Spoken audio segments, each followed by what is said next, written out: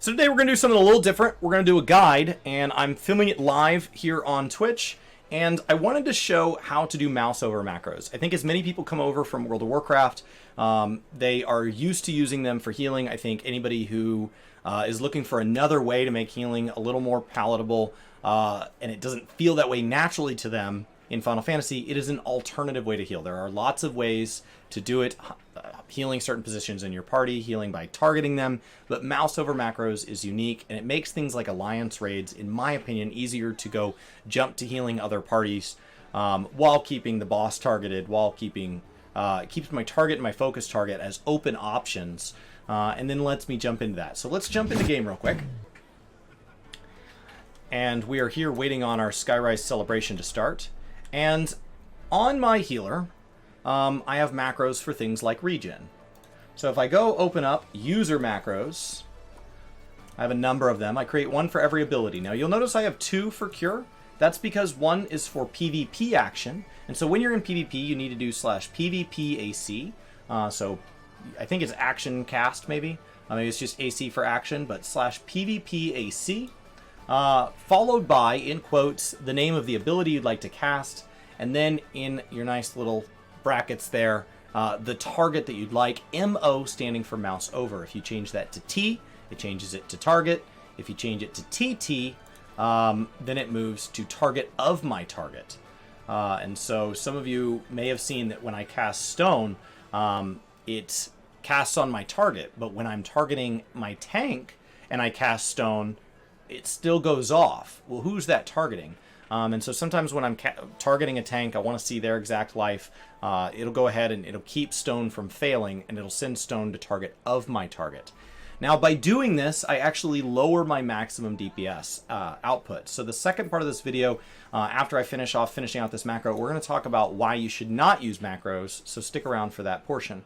So after I do this, you can layer as many as you want. So after mouse over on cure, I want it to default to me. If I just cast it without a target in mind, it will go ahead and cast it on myself. So if I cast cure, it goes off. But if I target somebody, it will actually cure this person right here, because that's who my mouse over is. And you can mouse over NPCs that way. They don't have to be, but if they're in my party, I can actually mouse over their name in the party list.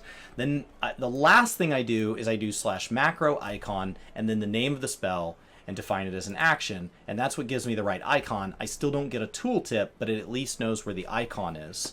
The reason I do that last is because the reason that we should be careful with how often we use macros. You can see I use a number of macros across a number of different abilities in the game. Things like my Dark Knight, using it to do to cast Salted Earth on my target. That way it does not pull up the mouse cursor. It will cast at whoever I'm targeting, so that it just drops underneath things and easier rotates into my rotation, because I find that easier personally. It does give me less flexibility to drop it wherever I want, but I personally find that a preference.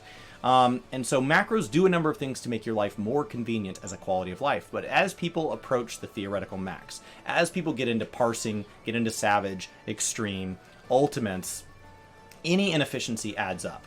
In Final Fantasy, there is a thing called spell queuing, and it is what allows us to play a game where latency is something that varies. And so if I go open up my action bar here, and I cast Cure, before it goes off, I can click it again, right? And there is a brief window. There is a brief window. And the easiest way to see this is if I go ahead, and I will show you the brief window in real time.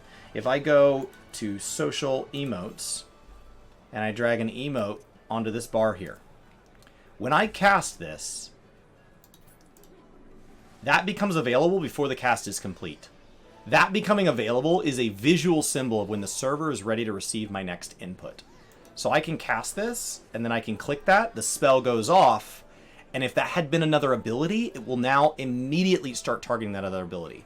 This is what allows black mages to do things like slide casting. This is incredibly important to weaving your DPS so that there are not gaps. Even if that gap is 1/10 of a second, that means between every single cast, you're adding 1/10 of a second. That means every 10 casts, you're adding a full second of lost DPS. For healers, I find this less important because we are reactive in nature. We're always healing damage after it's done or damage that is about to be done. I'm not chaining heals together to get maximum heals per second. I'm looking to fix something after it was done as damage, so I'm willing to sacrifice that. But just be aware of that as you look at this and immediately think, wow, I could use this to immediately use the macro system to start simplifying my rotations and things like that. You can. There is a whole bunch of macros out there that will simplify the way various jobs work, everything from Gunbreaker to DPS to different healers. But just be aware, the deeper you get into the macro system, that somewhere in there, because of the way macros work versus the way abilities work, you are leaving damage or healing on the table that could be done. So you're creating a delay where there wasn't one. That is why I put macro icon at the end, because I don't want there to be any chance that the server detects this before this. I want this to go off first. There's a whole bunch more theory to it, but that is a basic introduction to how to do mouse over macros. I hope that helps. Thank you guys for coming and hanging out as I just talk about gaming, kinda.